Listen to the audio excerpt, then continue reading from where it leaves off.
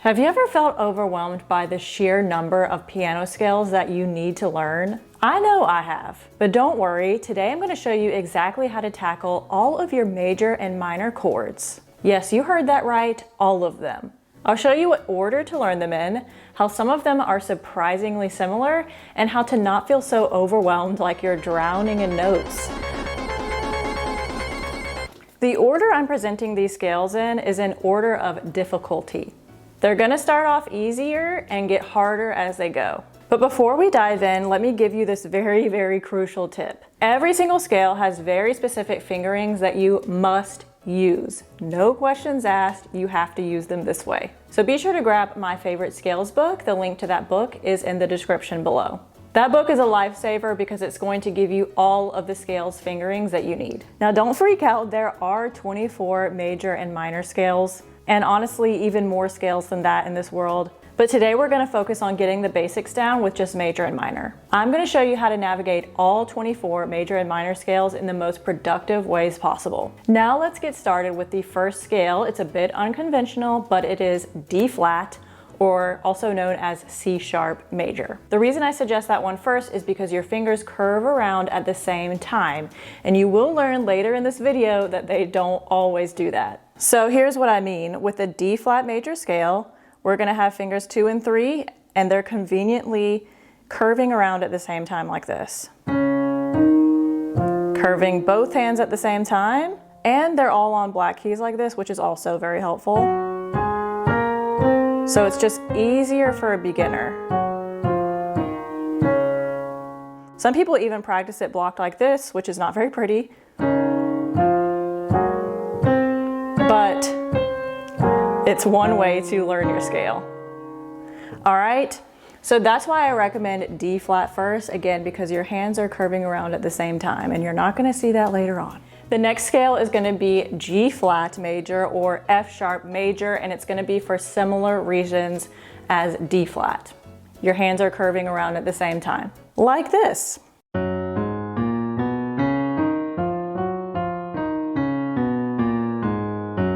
And again, we've got these black keys that can help us navigate a lot easier as well. So black keys can actually help us. They're not always scary. Now our third scale is gonna be for similar reasons. Our fingers are curving around at the same time, and that's gonna be B major.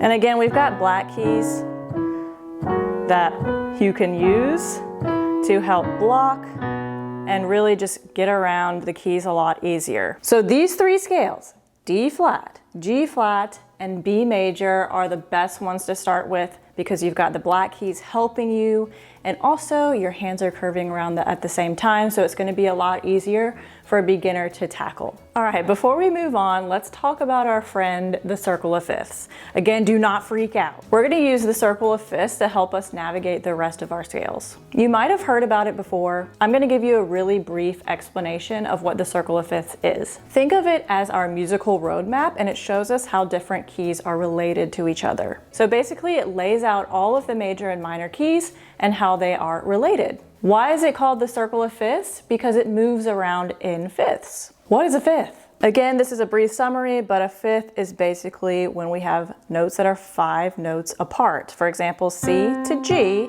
is a fifth. 1, 2, 3, 4, 5. Another example is A to E is a fifth. 1, 2, 3, 4, 5. So if we move around from the top, C to G is a fifth, G to D is a fifth, and it goes around like that. Also, as we go around the circle, we add more black keys. C major has none, G major has 1, D major has 2, and so on. On the outside, we have major keys, and on the inside, we find the minor keys. Now let's zoom in a bit. Let's take C major, for example.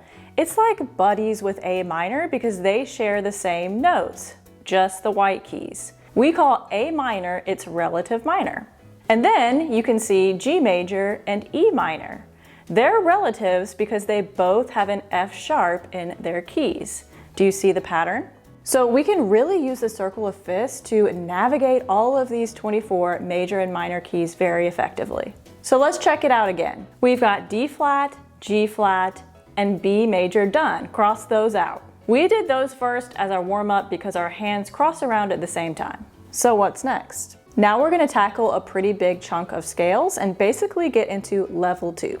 We're gonna tackle C major, G major, D major, A major, and E major. I say these 5 because the fingerings of these 5 are the same. That makes things easier. In every one of these scales, the fingering is this. Your right hand is going to be 1, 2, 3, curve under, 1, 2, 3, 4, 5. And your left hand is going to be 5, 4, 3, 2, 1, curve finger, 3 over, 3, 2, 1. So if I put both hands together, my hands are not going to be crossing over and under at the same time, which makes it harder. So watch. Curving my right hand, now my left hand. My left hand, my right hand. So that's why these are level 2. It's a little bit harder, but thankfully with all 5 of these, it's the same fingerings, remember? So watch it as I do it with G major. Remember there's an F sharp with G major.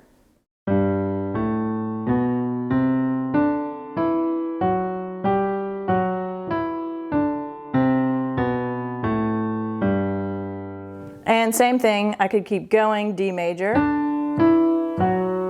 The order of the fingers are the same.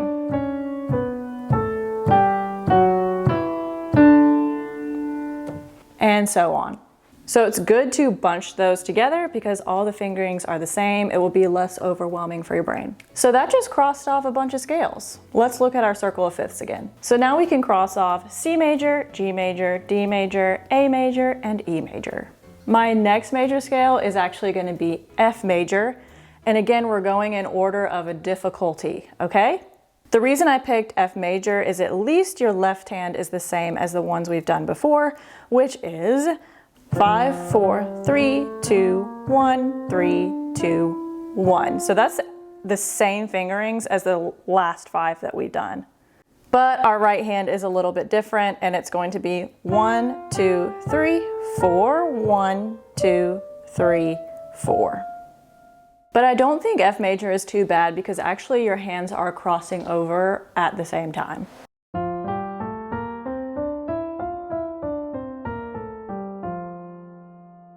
So it might even give you a little bit of break from the last scales that you just did. The last ones are going to be B flat major, E flat major, and the very last major scale is going to be A flat major. And the reason those are last are because they are more challenging, they all have different fingerings, and because the black keys are kind of mixed up, it makes it just feel a little bit more challenging than the other ones. So here's what I mean, here's B flat major.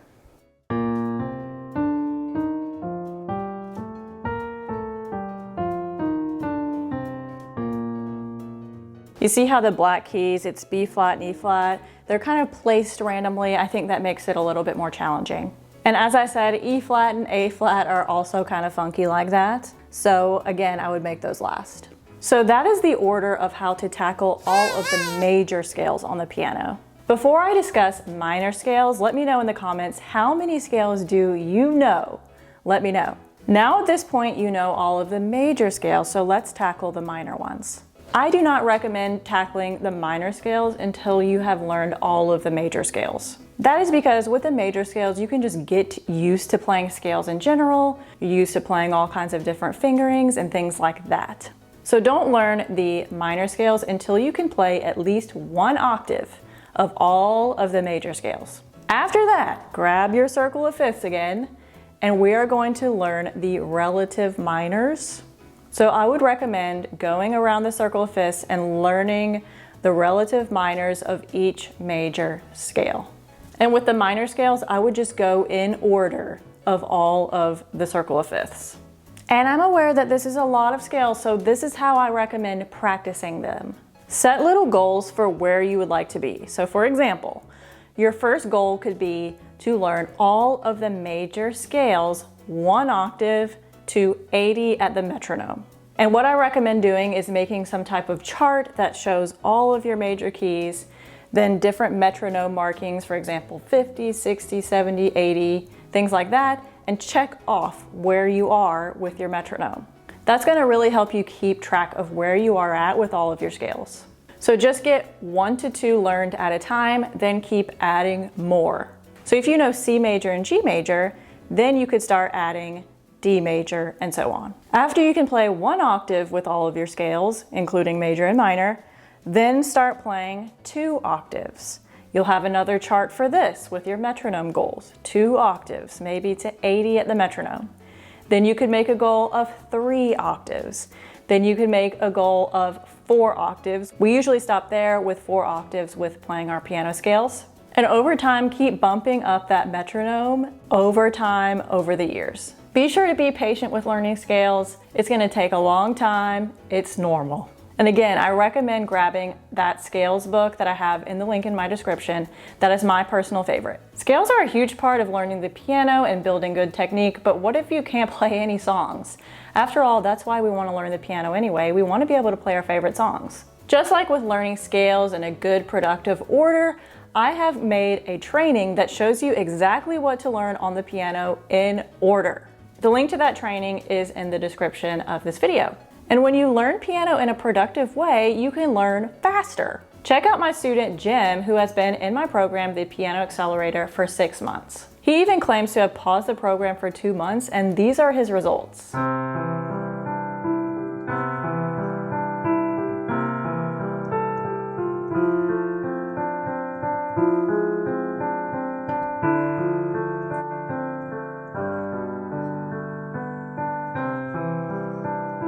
To watch my free training and a full video testimonial from Jim, head to the links in my description below. If this video helps you, be sure to like and subscribe, and I will see you next time.